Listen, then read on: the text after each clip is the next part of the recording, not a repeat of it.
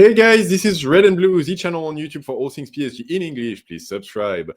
Today, we are hours away from the game against Barcelona, Champions League group phase. It is the 1st of October. We're going to be playing in Montjuic in Barcelona in a clash of the Titans. Trying to give everyone something to do ahead of the game, take your mind off of things. I thought I'd reach back into the nostalgia box and actually talk about an old one but a good one. The first really epic clash between PSG and Barcelona, which happened on the 15th of March 1995. 30 years ago this year. And that was a quarter-final of the Champions League, return game in the Parc des Princes. It's a great season for us. This is the third year in a row where we make it to this far into European competition. We had a semi-final of the Cup Winners' Cup before. We had a semi-final of the UEFA Cup before, beating Real Madrid. So we are in the beginning of the Canal Plus era, really getting established as a solid, consistent team that achieves in Europe.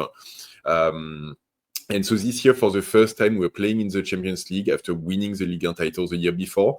This was back in the time where only the national champion play in the Champions League, so it's one team per country. And so we are the representative of France. We go through a group phase, which is frankly amazing. We win our 6th game in the group phase, including 2 games against Bayern Munich, that we win both in Paris and in Munich. If you ever want to see a piece of PSG history, go see the goals that Weah scores against Munich in Munich. It is, to this day, one of the most beautiful goals in PSG history. We also have Dynamo Kiev and Spartak Moscow, which, I think both teams dropped off pretty massively, but at the time, they're a very, very solid team. We're not that long after USSR broke apart and so on. And so there's still, this long-standing tradition of really strong teams in the East. And never easy to go play in Moscow or to go play in Kiev. And so we still get wins. We end this group phase unbeaten. And then in the draw, we get Barcelona in the quarterfinal, as always with the lucky draws of PSG. And this is a really strong Barcelona. This is a Barcelona who's champions of Spain. This is Johan Cruyff's Barcelona. So really, the first iteration of what would become the Guardiola's Barça and the Luis Enrique's Barça. The early stage of total football, of really dominance in the midfield, of a lot of technicality, even a false 9.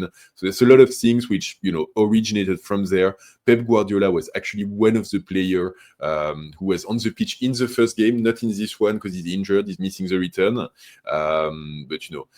Bergi, I forget the name, Bergistian or whatever his name is, who's now the sporting director in Man City, is on the pitch. You've got Busquets, Barcelona's midfielder. His father is actually the goalkeeper of Barcelona at that point. They've got Ronald Koeman in central defense, who's this amazing, dominant Dutch defender. And there is a lot of talent. They've got the current Ballon d'Or owner, who's Hristo Stoichkov, Bulgarian forward, who's an amazing technician, amazing player. And they also have Hagi, a Romanian player. Both Stoichkov and Hagi, literally months before, set the world on fire in the World Cup in the US. And they're both really among probably top 5, top 10 players in the world, really dominant. Obviously, Stoichkov, like I said, he's won the Ballon d'Or the previous season.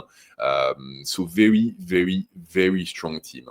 And on the other side, we've got PSG, who is also at the height of, I would say, the first phase of the Canal Plus era. So we are at the height of the Ginola, Weah kind of era. Both of them will actually leave at the end of that season. But we've got a really, really, really strong team as well. And we go into this game, not favorite by any means, because that would be presumptuous, and we don't have the history that we have now, but definitely in a position to do something and to create not even an upset, but like it's balanced. It's really balanced. Like both teams will have their chance. The first game in Barcelona actually ends in a 1-1 draw. Barcelona dominates the first half of the game in Barcelona, but don't score. We end the first half at 0-0. And Pep Guardiola actually gets injured during that first half. And so all of a sudden, the balance and the strength of Barcelona in midfield decreases a little bit. The game becomes more balanced. And when we go back in the second half, we actually get a goal scored against us in the 52nd something minute on, a cross/shot from a Barcelona player that our goalkeeper Lama kind of misses his stop and pushes it back into his goal. So it's an own goal. It's a pretty ridiculous one, a pretty sad one, because Lama was an amazing goalkeeper. And a few minutes later, on I think a corner kick from Valdo, George Weah actually scores from the header, ties the game 1-1. He runs like all the way down the pitch to jump and celebrate with Lama, who he was super close with. So he was really happy to get his friend off of trouble. And the game stays at 1-1, which in Barcelona is a good result for Paris. We go back into the Parc des Princes thinking that if we draw 0-0, or if we win, we're going to qualify. So we're like slight favorites going into the Paris game. We're playing a team of Bernard Lama in goal, José Cobos on the right, Antoine Comboiré and Paul Le Guen in central defense, and Patrick Colletter on the left. In midfield, we play Daniel Bravo, Vincent Guerin, Valdo and Rai, and then in attack, George Weah and David Ginola. And the team is like very weirdly shaped because we've got like essentially like 4 attacking players. So Ginola is on the left side of the attack. George Weah is in the number 9 position, but kind of drifting to the right a little bit. Rai is in number 10, high, but Valdo is also a number 10 and he's playing just below Rai. And then you've got Guerin and Daniel Bravo. Daniel Bravo is fairly technical, but he do contributes a lot defensively on this game. And so both of them are compensating, running around, trying to keep balance in midfield. And then in central defense, we're actually playing 2 substitutes because our usual central defense of Roche and Ricardo, one of them is injured, the other is suspended. And so we have both of our central defenders are missing for this game. And so we play Antoine Comboiré, who's a substitute for us, and Paul Le Guen, who usually play as a defensive midfielder, gets dropped back into defense. So it's a little bit of a not a shaky team, but like a weird organizational setup. And it's funny because our coach, Luis Fernandez, he goes into this game. It's a very well-known fact that he's an absolute fanboy of Johan Cruyff, that he very much admires the way Barca plays and the way the Barca managers handles his team. And so for him, it's really like, the opportunity to show his master what he can do. And he really takes that chance with like some tactical bets, some great players who come in and contribute and so on. So this is what we have, and what I've got for you guys actually, like I got a video that PSG actually put together and posted on YouTube a few years back. I think it was during COVID. So I'm just gonna roll it and I'll like voice over and like stop it when there's stuff to talk about. So yeah, this is like Antoine Comboiré. He's a substitute, but he gets the captain headband. Koeman. So the Parc des Princes was one of the big nights of European football in Paris. So the Parc des Princes is having a great night. There's a good crowd. There's really like all of the makings of a big night. Yeah, like that Champions League music was already there, and there we go, Johan Cruyff. So the stage is set. We have, for me, like this is really when I started following Paris Saint-Germain. So this is like one of the first games that really drew me to the club, and that really like started the obsession for me, started the love. This is one of those games that if you're like even if you're neutral, you're gonna look at this and go like, this is amazing. So this is the first half. Yeah, we've got Ginola on the left. Yeah, we start pretty strongly. The game is pretty balanced in the first half, but Ginola cross and boom. Weah header on the crossbar. And, strong start. On the other side, Stoichkov gets his way into the area, but Begiri Stein, I think is the way, misses the ball. That was close. That was really, really close.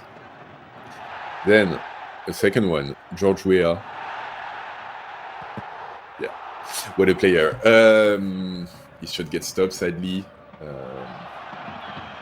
And yeah, it's Guerin or midfielders get hurt to the shoulder on this one. The first half in general, like it's pretty well balanced. It's a lot of midfield battle. So both teams have some opportunities. PSG tends to dominate a very little bit, but it's really, really like a pretty balanced game. Paris is really trying to create. You can see on this one, I think that's Rai. Yeah, Rai on the top of the. Oh no, it's Ginola, sorry. So Ginola is going on the right a little bit, and a little dink over the keeper is the top of the crossbar. Next one, you got this. George Weah that year was unplayable. He was insane. He wins the Ballon d'Or actually, like for this season. And yeah, that's right, on the post. So this is, you get to the point in the first half where you hit the post in the crossbar, I think 4 times in the first half, and you think like, we're cursed. Like, this is not going to go always. This is typical PSG bad luck. You know, we're dominating and we're playing well, but something's going to happen and we're going to get, we're not going to get through. And yeah, again, see, 4th time. This one is a bit like, not really like, I don't think he really wanted to do that, but yeah, just like the cross comes on the top. So 0-0 at halftime. Spanish media saying like this is kind of good for them because yeah, like they've been pretty dominated. And then in the second half, so we concede a free kick pretty early, and of course, this is Bakero, who was one of their midfielder. Yeah, like Paul Le Guen is missing his marking, and boom, like we get, this is literally like their first shot on target of the game, and it's 1-0 for them. And at this point, you know, we're obviously like we eliminated. George Weah.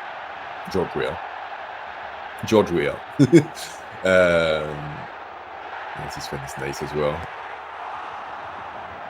It's funny as well because looking back at this game, yeah. So what we do is that after Barcelona scores the game, Paul Le Guen, who's one of our 2 central defenders, get moved into midfield, and we're essentially playing with only 1 central defender. And so there are like some opportunities for Barcelona to score the second one. Thankfully, like Koeman does an amazing job, but yeah, like it gets pretty scary.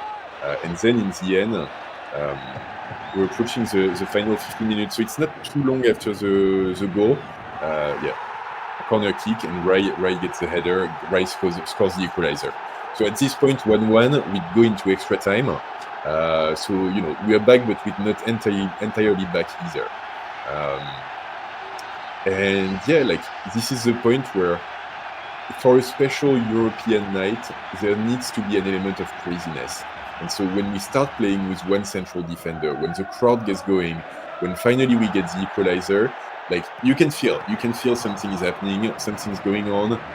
We're dominating. Barca are really like struggling to get a second breath or like new energy. And yeah, see, like, I mean, our defending is all over the place because this is like special night, and like we're not playing defense anymore. Even after the equalizer, Luis Fernandez stayed with only 1 central defender, so we are completely unbalanced, playing the offense at all costs. And there you go. And this is the moment. And Vincent Guerin, who is this hard-working PSG kid who was born in Boulogne, right behind the Parc des Princes, scores the winning goal. He's got his shoulder is injured since the first half. He can't move his arm, but he's still playing through the pain. He gets the ball. It's actually funny because it's not the best goal of the history of PSG or anything. He moves forward, he doesn't get attacked, and he puts the shot exactly like in the corner at the right time. It's not very strong, it's not very fast, but yeah, like it's perfectly placed, and it goes past. And so we win 2-1 at this point. There's 5 minutes left in the game. Weah gets a shot. The score is going to remain at 2-1. And yeah, like we knock out one of the first great Barças in history. The Barça of Johan Cruyff with Stoichkov, with Hagi. They lost Romario, who used to play in the team a few months before. But yeah, it's one of the first like big, epic PSG wins in history. One of the first like really, really big moments. And so yeah, it is a fantastic one, a fantastic night, and you know, obviously the rivalry with Barca now has evolved into a completely new thing with the remontada, with Neymar and Messi moving from Barca to us, with the games and the 4-1s and the Mbappe. Like, yeah, look at this. Like Vincent Guerin, he celebrates, but you can see his arm is like he's not moving his arm. He's celebrating through the pen. He still claps. Yeah, it's like killing him. And yeah, like it's a really famous one as well because yeah, Vincent Guerin is like really this kid from Boulogne, like really local. He was a player who was, I remember, like I was thinking, like a little bit like Matuidi, you know, very hardworking defensive midfielder, but also can project and can run back and forth a lot. And you can see like he can score some goal. He had a pretty decent shot, so he'd score a few goals each season.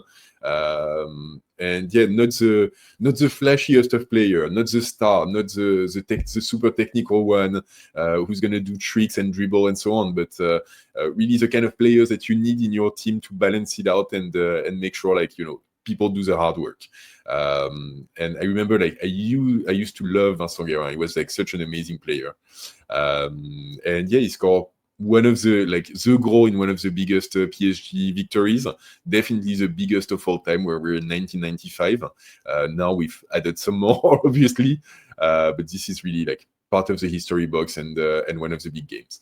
So we qualify, we knock off the great Barcelona, we go on, we face AC Milan in the semi-final, and that's where the wheels come off the wagon for us.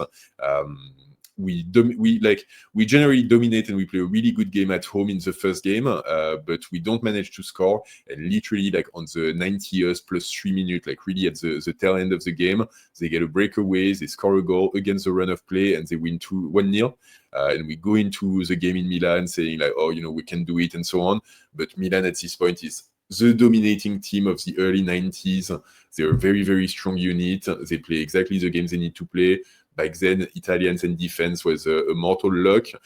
George Weah is already more or less agreed to move to AC Milan the next season, so he doesn't play his base game of the year, and so we end up losing 2-0 as well in Milan. So we get kicked out of the Champions League in the semi-finals.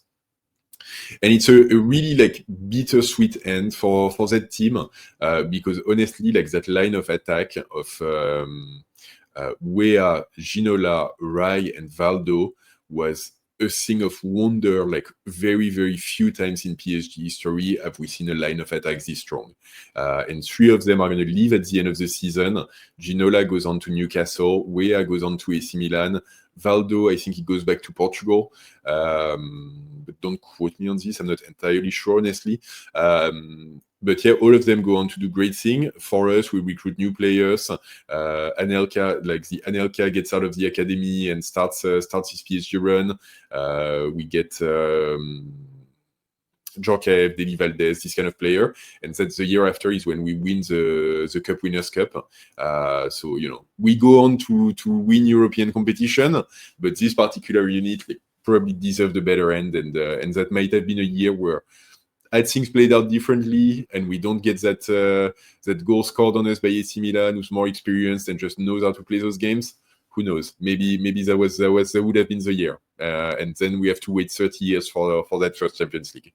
But anyway, this was a historic game, a fantastic one. I hope, like, you know, I'll put the link into the description of the video from PSG, the ones that I showed you.